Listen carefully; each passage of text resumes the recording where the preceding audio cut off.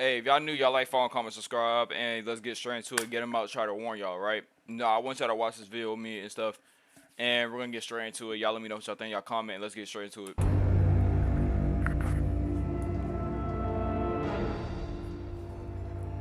Get Out is a masterpiece. It is by far one of the most memorable films I've seen in recent years. Of course, there is a racial component to this movie.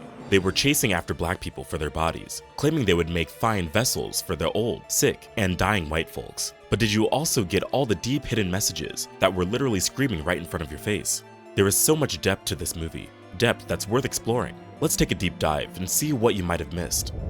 That's right. There's a whole parallel between the deer He's the meme guy. and Chris, and of course Chris's mother, the suppressed memory of his mother dying after being hit by the car. The buck, of course, is the animal that Chris uses in the end to kill Dean, the patriarch of the Armitage family. Get Out is a psychological horror film written, directed, and co-produced by Jordan Peele. Things on a And base Peele story. loves to hide a couple of Easter eggs in his work. That's right. That's what we call a little Easter egg for the Kubrick fans. When you watch this film a couple of times, you can dissect and examine every little hidden message that shouldn't be overlooked. And with this film, it has a lot to do with people's fake faces. Sometimes, it's easy to tell why people don't like you. At other times, you have no clue why. The question is, can you trust the people who do like you? Do they accept you with all your flaws and imperfections? Or do they have an ulterior motive for being your friend? Well, True. this movie uses horror and an Absolutely true. Is it what you look or what people have, bro? Absolutely true. Absolutely. Y'all come from TikTok. I want y'all to subscribe and follow my TikTok. This is absolutely true. eerie plot to explore the themes of race relations in the United States. It focuses on the tension between the black and white communities and how it can all hide well behind a facade of friendliness. In Chris's case, it simmers under the disguise of true love. Here are some of the hidden messages in Get Out. One of the many reasons why this movie is so satisfying is that Chris actually behaves intelligently throughout the entire film. He doesn't just go into a fit of panic and run like a mindless zombie. He is observant, relatable, and rational. He tries to brush off the first couple of things so as to not be disrespectful to Rose or get too weird in front of her parents. But when things start going south, he says, "Yeah, I want to go home, babe. Can we go?" The first sign is the Sikiliza, the opening song. It starts to play in the first few minutes of the film and proceeds to play a couple of times throughout the movie. This song is a literal warning to Chris, telling him to run and save himself. One instance is during the party scene when Chris is talking about his experience being an African American. The song also plays when Chris looks at the mounted deer head. The voices in the song are the voices we carry, the voices of our community, history books, and our ancestors. They are a haunting reminder of how important it is to stay attuned and awake to the ways of white supremacy and all that is around us.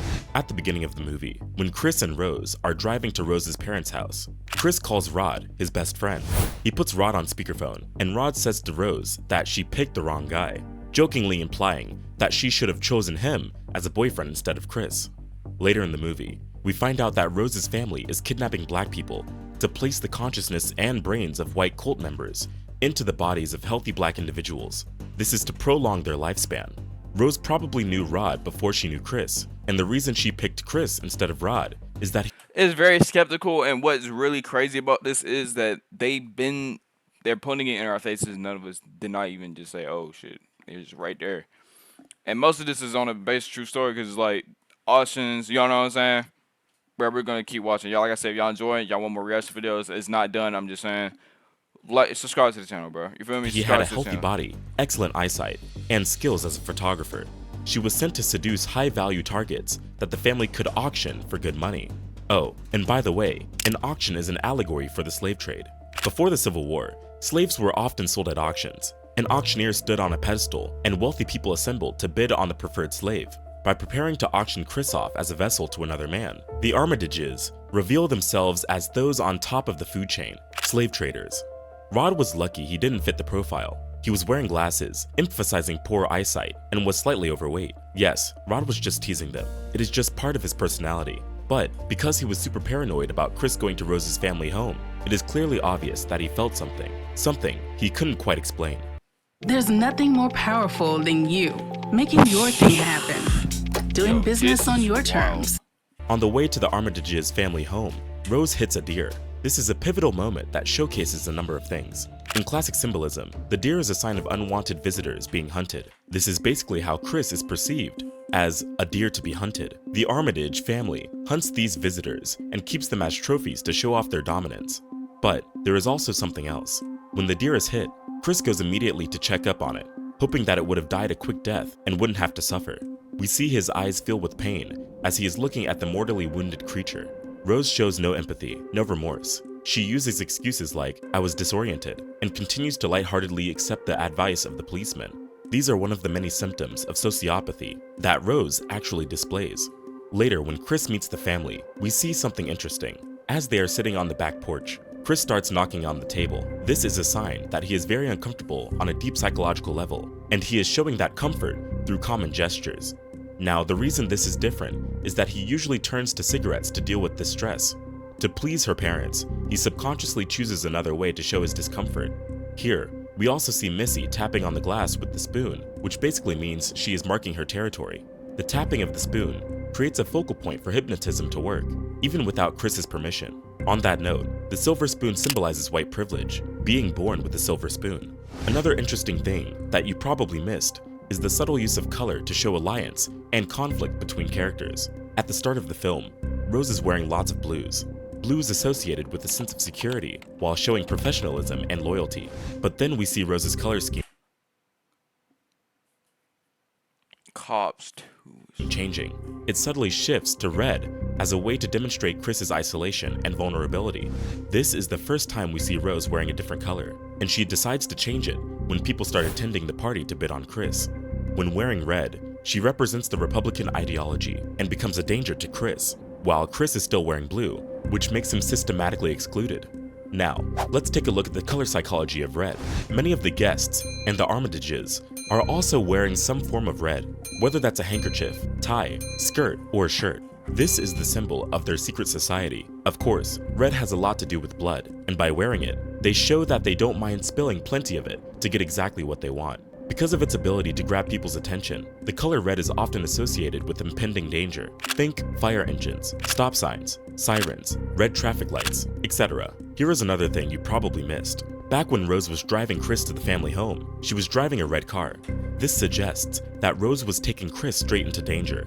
When Rose and Chris sit side by side in the big get-together, we can see that their clothing forms a direct image of the American flag. The couple now represents a visual personification of the racial divide. This says a lot about segregation and Chris's position as a black person in a white community. If you're enjoying this video so far, please leave a like on it and subscribe to the channel. It goes a long way in helping our message get pushed to more people. We aren't just telling stories, crazy, bro. We're changing lives and waking the culture up. Now, let's get back into it. Another important warning in Get Out is the message of mind control, or the sunken state, as the antagonist would call it. With the help of hypnosis and neurosurgery, the Armitage family could move the consciousness of one person into another person's body. The sunken place represents Missy's full control over Chris. Now, sink into the floor. Wait. Sink. This hypnosis scene has a hidden emotional meaning for Chris. He is pulling some cotton from the chair as he struggles to deafen the hypnotic sound of the silver spoon. This is a clear sign of the struggles of African Americans throughout history. The cotton economy was what drove a high demand for slavery in the Deep South. People were being sold off in droves, creating the second biggest forced migration in America's history. The moment when Missy took over his mind is something we can also compare to today's celebrities. The MK Ultra conspiracy theory suggests that celebrities are under mind control. We can see many examples of celebrities staring into space with blank expressions, showing evidence of a glitch in their programming, like with Cardi B and her unexpected blank staring during the 2018 Grammy red carpet interview.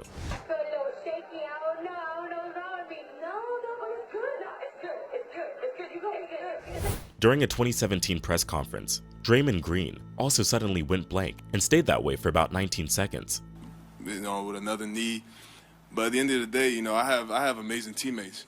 Guys like Draymond. That's a pretty long time to drift off when you're supposed to give a speech.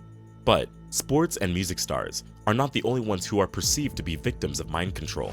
In 2006, a former astronaut, Heidi Marie Stephanician Piper, took part at a press conference in Houston, Texas, when she planned on revealing a UFO encounter she had in space. But she unexpectedly fainted and was unable to finish her statement. Because of this, people believe she was hypnotized. After Chris figures out the truth about the Armitage family, Rose is seen scouting on her laptop for her next victim. In this scene, she is eating Fruit Loop cereal and milk. The thing is, they are supposed to be mixed in a bowl and eaten together. Except, her actions are probably showcasing something more sinister, because milk is white and Fruit Loops come in a bunch of colors. Serving them separately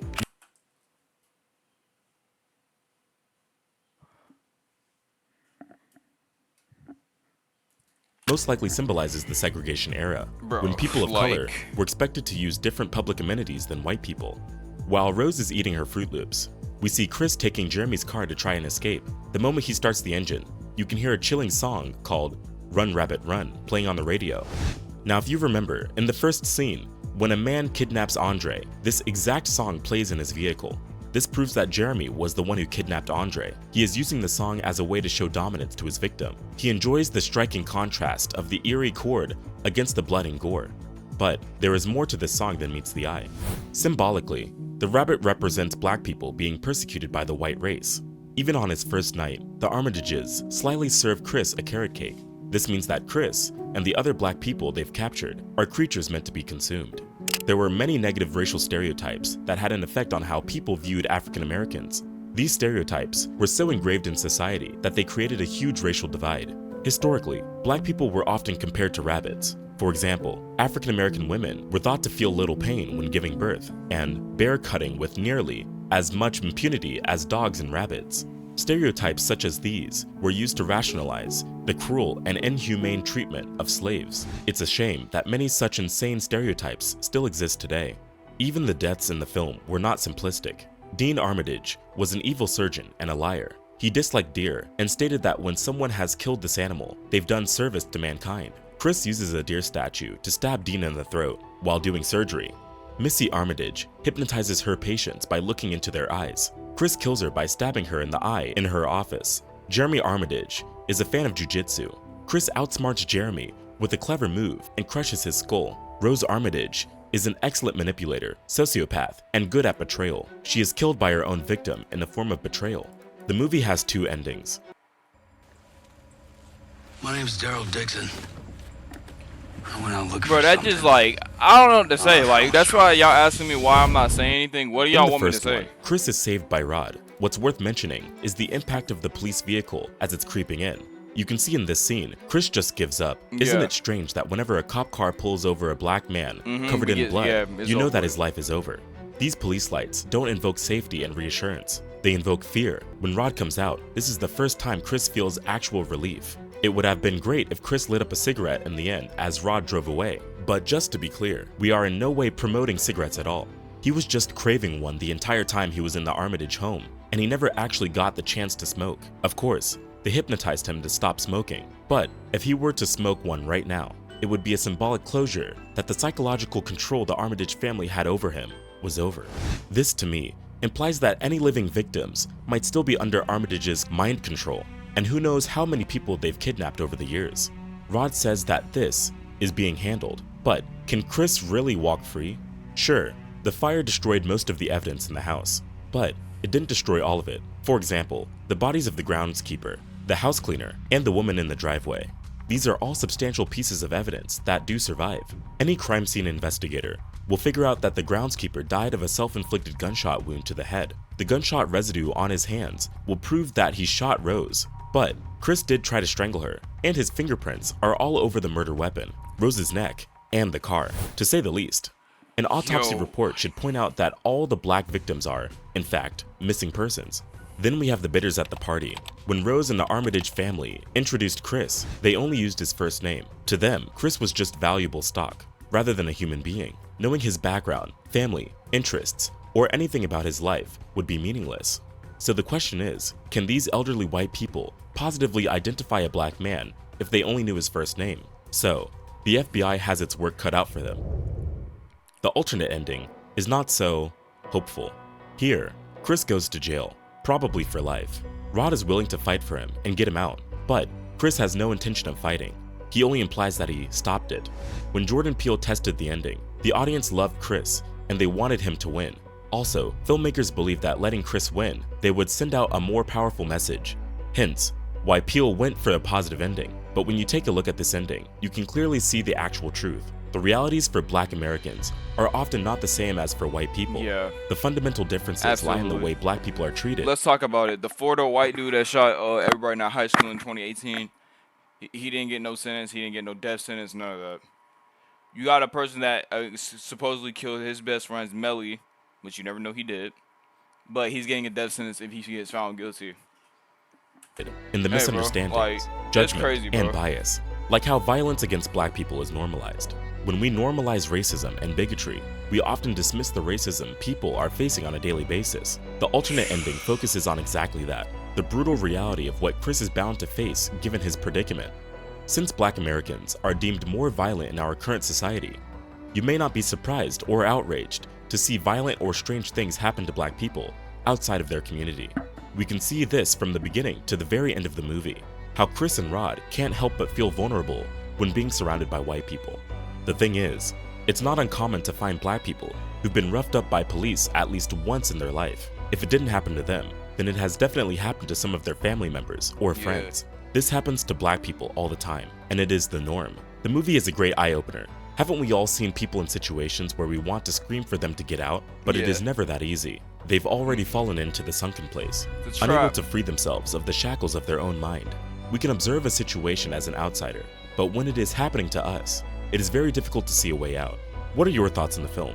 Are there any other hidden messages you want to point out? Share your thoughts in the comments. The video on the screen shares another story that will open your eyes. Hey, y'all want me to react to that? Y'all tell me what y'all think. It's your boy Slash, and I know it's your boy Cam, and I'm out.